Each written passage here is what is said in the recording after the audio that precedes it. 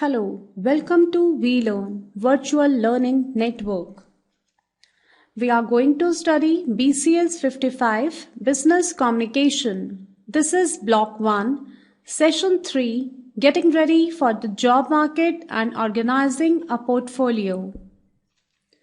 During this session, we will cover some topics like organizing a portfolio, vocabulary, grammar. In grammar, we will cover the present continuous, or we can say progressive tense, and a small exercise for your practice. So let's start this session with the very first topic, that is organizing portfolio. First of all, we should know what is portfolio. It is a powerful interview tool for just about all job seekers. It is a visual representation of your abilities, skills, capabilities, knowledge, qualities, and it represents your potential. It presents tangible proof of your skills and abilities that you are going to share during your interview. Physically, it is a collection of things that represent work-related events in your life. And always remember that while pursuing hobbies or simply pursuing your interest, you probably developed skills and can now be extremely useful in a work-related environment. So, the portfolio provides evidence of your potential by demonstrating what you accomplished in the past. So, if we talk about how is portfolio different from resume, then you can say portfolio is not a resume. The first personal document in the portfolio is resume. Portfolio contains tangible evidence of your skills and abilities. And in resume, you need not to carry anything else. Resume means only a written statement. Portfolio may contain colorful graphics relevant to the skills required for the position. A portfolio is not sent out like a resume. You can send your resume to the concerned interviewer. But portfolio is usually taken along at the time of the interview. So, why is a portfolio worth the efforts? Portfolio helps you to make focused preparation for interviews. It convinces others of your skills, abilities, and qualities because you have proof in your portfolio. You can showcase and hence communicate your skills clearly because you can show the certificates, photographs, and proofs. It also helps to demonstrate the result of your work. Portfolio establishes the habit of documenting your accomplishments and results. It also helps to create a personal database and assess your own progress in your career development. So we can say a portfolio can be an important learning tool for students to help them assess their learning and make it compatible to the employer's need for skilled and capable employees. So, the next topic is vocabulary. And as per the previous discussion, I think now you can fill these blanks. And the first one is evidence that shows people your abilities. Can you fill this blank? Yes, absolutely right. These are credentials. Second is ornamental objects of no great value. Yes, frills.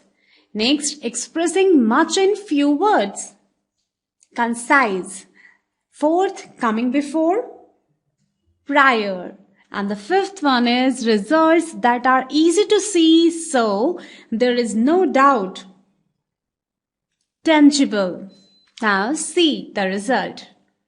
Now let's move to the grammar portion. And today we will learn present continuous or progressive tense.